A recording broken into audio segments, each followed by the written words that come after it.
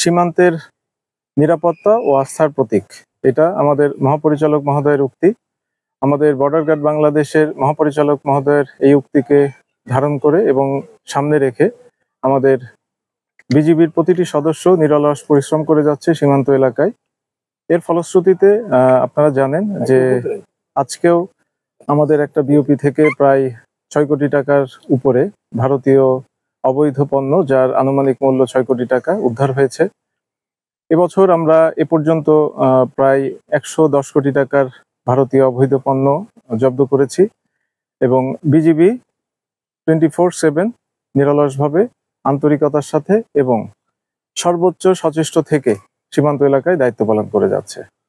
এক বছরে যে মাল ধরা পড়ছে, মাদকের বা অবৈধ চোরাচালান বেড়েছে না আপনাদের জব্দ তালিকায় বেড়েছে? দুইটাই।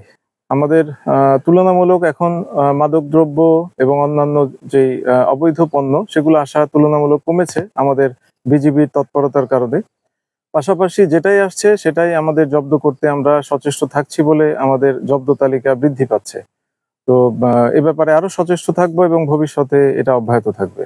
যারা পেছনের নায়ক তাদেরকে ধরার ব্যাপারে কোনো উদ্যোগ আছে কিনা? অবশ্যই জানি যে মালগুলো ধরা পড়ছে বা বহনকারী শুধু ক্ষেত্র বিশেষে কোথাও কোথাও ধরা পড়ছে, কিন্তু পেছনে যে নেপথ্যে নায়করা তা ধরাছোঁয়ার বাইরে হয়ে যাচ্ছে।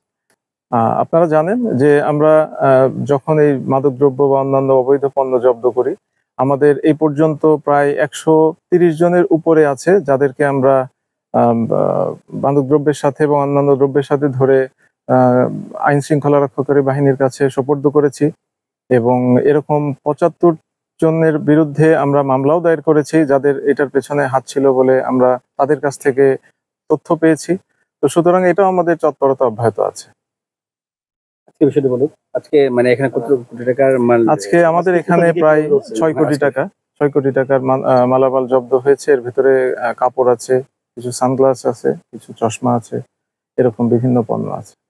আচ্ছা, আমরা সবসময় দেখি যে এই যে অবৈধ পণ্যের ধরে কিন্তু অস্ত্রের বিষয়ে আপনারা কেমন তথ্য দিতে?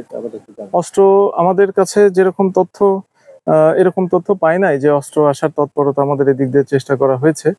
বাট বিভিন্ন সময় শুনেছি যে বিভিন্ন মাল বা বিভিন্ন দ্রব্যের মাধ্যমে পাঠানোর একটা অপচেষ্টা। বাট আমরা এই যাবৎকালে প্রায় 110 কোটি টাকার যত মালামাল জব্দ করেছি, কোনোটার ভেতরেই আমরা এ ধরনের কোনো কিছু পাই নাই। তো আশা করছি যে যেই তথ্যগুলো আমরা পেয়েছি আমাদের চেষ্টা থাকবে ভবিষ্যতে যদি এরকম কোনো কিছু পাই আপনাদেরকে জানাবো। ধন্যবাদ। একটা প্রশ্ন, মানব পাচার হচ্ছে, এই বিষয়টা অনেক ইনফরমেশন আছে। এছাড়া আমাদের যে এখানে খারেরা ক্যাম্পের এরিয়াতে 2 নারী দর্শন হচ্ছে কিছুদিন আগে, আপনার নলেজ আছে কিনা? মানব পাচার হচ্ছে না। মানব পাচার এক সময় ছিল, বাট এখন আর মানব পাচার হচ্ছে না। রিসেন্টলি আমরা 7 জনকে ধরেছি অন্য একটা ক্যাম্পের লোকেশন থেকে। তো বাট আমাদের মানব পাচার আর এখন এটা হওয়ার কোনো সুযোগই নাই। আমাদের বর্ডারে যেভাবে বিজিবির তৎপরতা আছে, কোনোভাবেই এই মানব পাচার হওয়ার সুযোগ নাই। পাশাপাশি মানব পাচারের সাথে যারা জড়িত ছিল এদের নামে অনেকগুলা কেস আছে এবং সেই কেসগুলাকে আমরা আইন শৃঙ্খলা রক্ষাকারী বাহিনীর মাধ্যমে স্পেশালি দেখার জন্য তাদেরকে যেন এলাকায় ঢুকে এই ধরনের কাজ না করতে পারে সেটার জন্য আমাদের চেষ্টা অব্যাহত আছে। 71 পিলার, জি জি, এই পিলারের সংলগ্ন এক সপ্তাহ আগে হিন্দু নারী দর্শন হচ্ছে না, এটার ব্যাপারে আমার কোনো আইডিয়া নেই। ঠিক আছে, ধন্যবাদ স্যার। আজকে বিষয়টা ক্লিয়ার হয়েছিল, এগুলো ধরা পড়েছে সেগুলো মানে